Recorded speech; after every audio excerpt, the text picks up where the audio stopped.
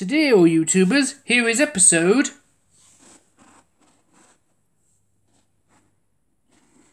55 of the Mr. Men book readings. And this one is Little Miss Explorer. It's a book, Mr. Men book I got when coming home from the caravan park. And it's a special one, like Mr. Adventure. So shall we hear the story of Little Miss Explorer? We shall.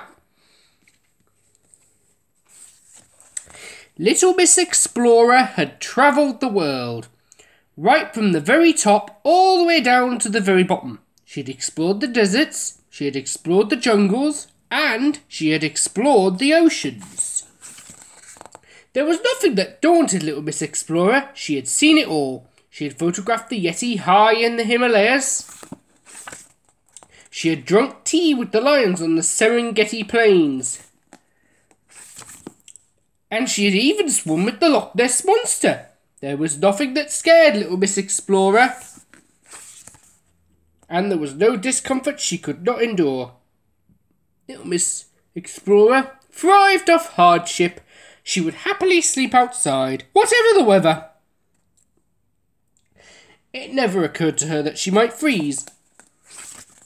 She would gladly eat the most revolting of stews, whatever the ingredients. It never occurred to her that she might get ill. And she would cheerfully wade through a swamp. It never occurred to her that she might be eaten by a crocodile. Nothing concerned Little Miss Explorer, because it had never crossed her mind that anything might go wrong. That was until last week. Last week, when she went exploring with Mr. Worry. Now, Mr. Worry could not help but worry. He worried a lot. He worried about the weather. He worried about not getting enough sleep. He worried about getting too much sleep. And it will come as no surprise to hear that he was especially worried about his trip with Little Miss Explorer. I don't blame him. They were to start their trip in a canoe exploring a river. Mr. Worry looked at the canoe. I don't think this is a good idea, said Mr. Worry. It'll be fine, said Little Miss Explorer without a worry. But we might capsize or get a leak or lose a paddle, worried Mr. Worry. Little Miss Explorer had not thought of any of these things. But now she did think about them. She thought about them a lot, and the more she thought about them, the more worried she became. Her mind was suddenly filled with doubt. So they did not explore the river. The next day they were going to explore a mountain. I don't think this is a good idea, said Mr. Worry. It'll be fine, said Little Miss Explorer. But the rope might snap, or we might be caught in an avalanche, or we might slip on the ice, worried Mr. Worry. And once again, Little Miss Explorer was filled with doubt, and they did not explore the mountain.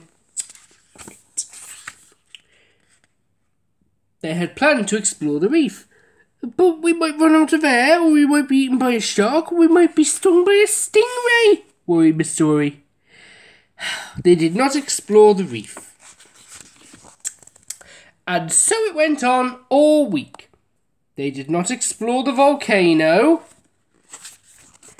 and they did not explore the caves, because there were, as Mr. Worry vigorously pointed out, far too many things to go wrong. Poor Little Miss Explorer had not explored anything for a whole week, and she was bored. So she decided to go to the beach and read a book. And while she read her book, she thought about all the great adventures she had enjoyed, and how everything had always turned out just fine. Little Miss Explorer's book had given her the perfect idea for her next adventure. But this time, Mr. Worry wasn't coming with her. Wasn't that an especially good story that you explored? I hope you enjoyed it. I bet Little Miss Explorer did.